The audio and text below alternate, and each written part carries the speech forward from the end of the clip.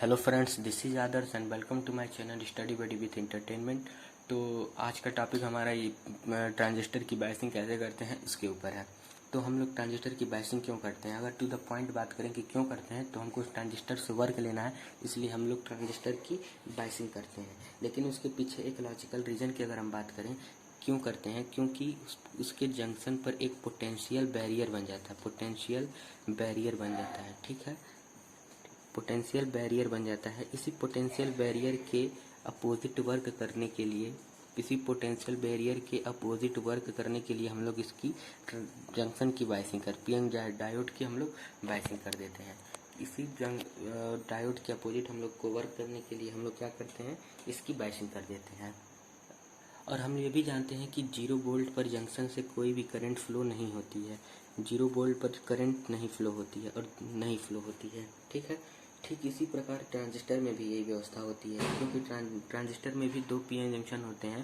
पहला एक होता है हमारा इमीटर की साइड, ठीक, और दूसरा हमारा होता है कलेक्टर की साइड। इसमें भी दो पीएन जंक्शन होते हैं।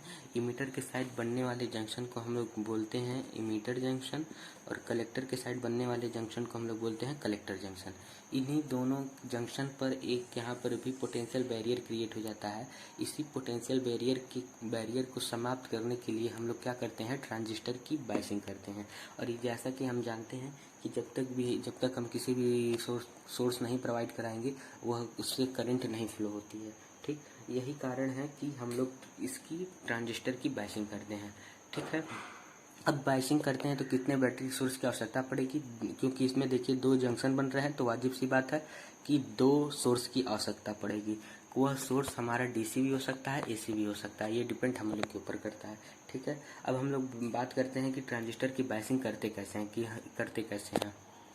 अगर टाइप ऑफ बायसिंग की बात करें, तो टाइप्स ऑफ बायसिंग की अगर हम बात करें तो बायसिंग हम लोग जानते हैं कि 2 प्रकार की होती है, ठीक है।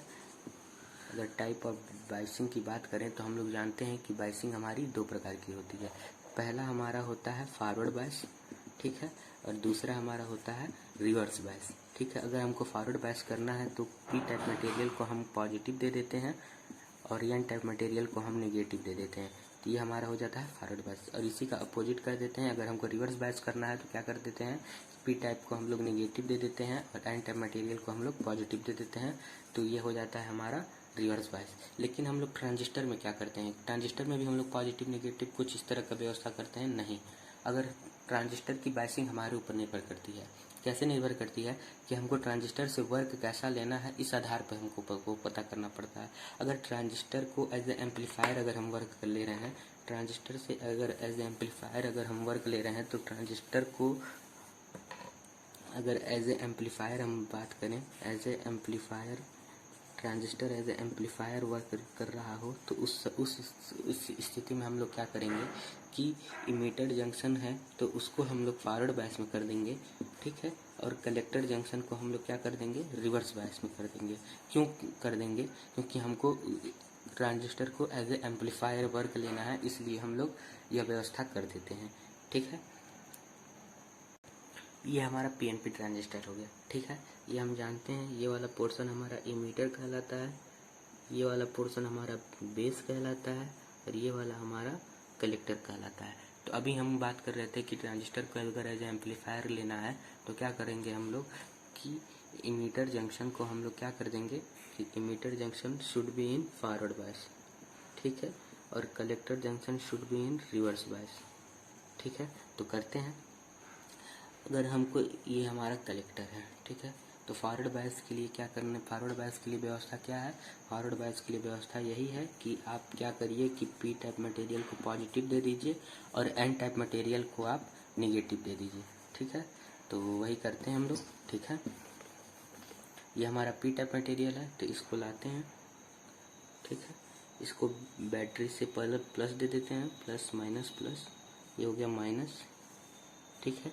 अब इसको हमको रिवर्स बायस में रखना है, ठीक है। तो रिवर्स बायस में रखने के लिए क्या करना पड़ेगा, इसको हम लोग को नेगेटिव देना पड़ेगा, ठीक है। तो यहाँ पे फिर पॉजिटिव कर देते हैं, ये नेगेटिव,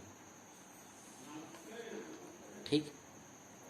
अब इस बैटरी का नाम दे देते हैं, क्योंकि ये देखिए इमीटर के साइड का बैटरी है ना, तो इसको हम लोग VEE कर देते हैं, ठीक है। और ये कलेक्टर के साइड का है तो साथ इसको VCC कर देते हैं। अब बात कर देते हैं कि डिप्लेशन लेयर का फॉर्मेशन कैसा होता है। जानते हैं हम, ये जग जाहिर है कि फॉरवर्ड बायस में अगर कोई भी जंक्शन हमारा फॉरवर्ड बायस में है, ठीक है, अगर कोई भी जंक्शन हमारा फॉरवर्ड बायस में है तो वहाँ पर डिप्लेशन लेयर की चौड़ाई क्या होगी, वो कम होगी। अगर रिवर्स बायस में है जंक्शन तो उसके डिप्लेशन लेयर की चौड़ाई क्या होगी, ज़्यादा होगी। ठीक है, तो वही व्यवस्था यहाँ पर भी लगाते हैं कि ये हमारा देख ही रहे हैं, ये पॉजिटिव है, ये नेगेटिव है, ये पॉजिटिव है, ये नेगेटिव है। ये देख ही रहे हैं कि ये हमारा इमिटर जंक्शन क्या है, फॉरवर्ड बायस में है, तो इस पे यहाँ पे जो डिप्लेशन लेयर का फॉर्मेशन होगा वह पतला होगा। ठीक है, अपेक्षा कलेक्टर जंक्शन की। तो यहाँ पर हम डिप्लेशन लेयर बना देते हैं, कुछ इस तरह का डिप्लेशन लेयर, ठीक, और यहाँ का डिप्लेशन लेयर ज़्यादा होगा। ठीक है, तो यही जो बनता है इसको हम लोग क्या कहते हैं, कलेक्टर जंक्शन एंड रिवर और इमीटर जंक्शन। ये हमारा ये हो गया। अगर इसी तरह से NPN ट्रांजिस्टर की बात करें तो कुछ इस तरह से, अगर बात करते हैं NPN ट्रांजिस्टर की तो उसकी बायसिंग कैसे करते हैं, सेम चीज़ वही करना है कि इधर तो जान ही रहे हैं हमारा इमीटर होता है, ये बीच वाला बेस, ये वाला कलेक्टर होता है। ठीक है, तो एज एम्पलीफायर लेना है, तो एज एम्पलीफायर करने के लिए क्या करना है, इसको हमको पॉजिटिव करना है, तो पी टाइप मटेरियल को हमको पॉजिटिव देना है, तो इसको हमको वाजिब सी बात है नेगेटिव देना ही पड़ेगा। ठीक है, ये हो गया नेगेटिव।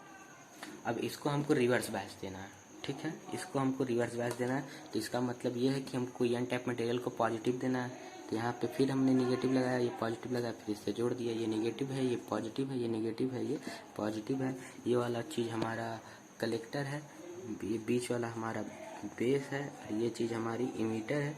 यहाँ पर डिप्लेशन लेयर का कैसा बनेगा, ठीक है, यहाँ पे जो डिप्लेशन लेयर बनेगा वो पतला बनेगा, यहाँ पर भी जो डिप्लेशन लेयर बनेगा वो क्या बनेगा, चौड़ा बनेगा, क्योंकि डिप्लेशन लेयर की चौड़ाई किस पर निर्भर करती है, हम लोग बायसिंग कैसे दे रहे हैं उस पर निर्भर करती है। फिर वही बात कि फॉरवर्ड बायस में कैसा होता है, फॉरवर्ड बायस में अगर हम किसी भी PN जंक्शन की अगर हम लोग फॉरवर्ड बायसिंग कर रहे हैं तो उसके डिप्लेशन लेयर की चौड़ाई कम होगी, और रिवर्स बायस में दे रहे हैं तो डिप्लेशन लेयर की चौड़ाई हमारी ज़्यादा हो जाएगी। तो ये चीज़ हमारा हो गया। एक चीज़ और देख लेते हैं कि इसमें क्या है कि वो होता है।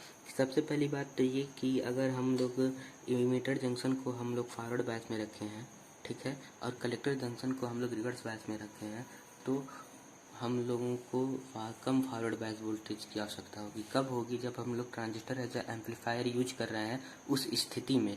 क्यों होगी, क्योंकि इमीटर जंक्शन का रेजिस्टेंस जो होता है वो कम हो जाता है। ठीक है, इमीटर जंक्शन